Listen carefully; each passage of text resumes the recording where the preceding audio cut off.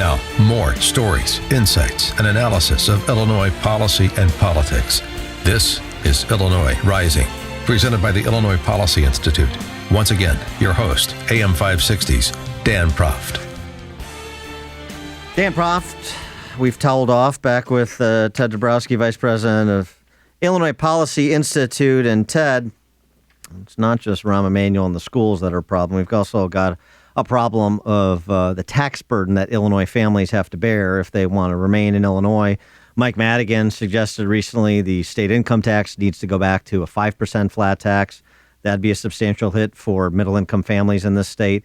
And also, and some of the good work that Illinois Policy Institute has done on this topic, we've really got a property tax problem that makes it very difficult to make ends meet in the state of Illinois. So despite the lack of a budget, despite cries about insufficient revenue for schools and for state operations, homeowners aren't feeling that because they're paying escalating property taxes such that in some areas of the state, like South Cook County, you can't get out from underneath your home because of the property tax burden.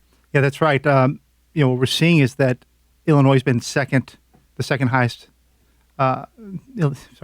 Illinois has the second highest property taxes in the nation, just behind New Jersey.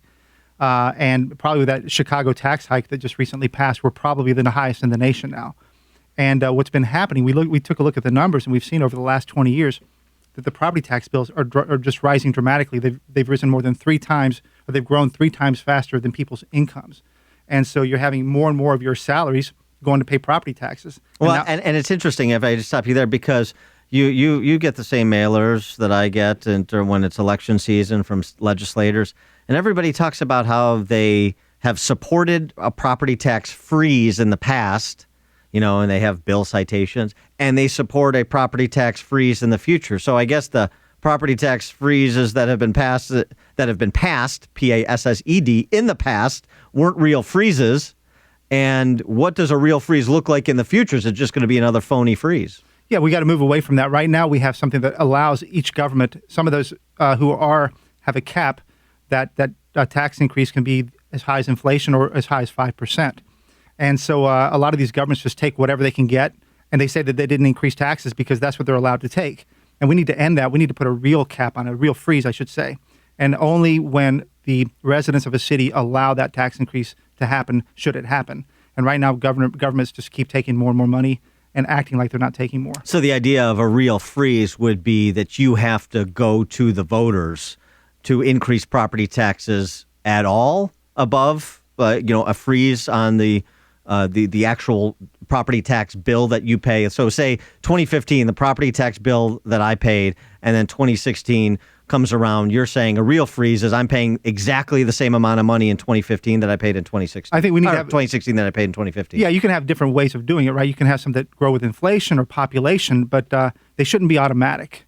And I think right now what we need is a real freeze. We need to allow people's salaries to catch up with those tax bills. And I think the other big thing, that's why Rauner's agenda is so important on a freeze, is one, we got to stop those taxes from increasing automatically, but 2, we've got to have economic growth again. Otherwise, people's salaries aren't keeping up. And we've looked at salaries, and most people's aren't keeping up with inflation. Much less their property tax bills. Oh, right. So they're not keeping up with inflation. So they're actually seeing negative growth in their salaries when you account for inflation. And that means that they can't afford their tax bills that are growing up.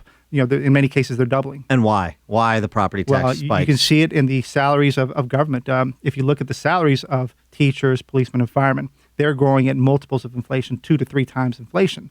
And so the cost of government is going way up, and the people who have to pay for it, they're seeing their salaries flat.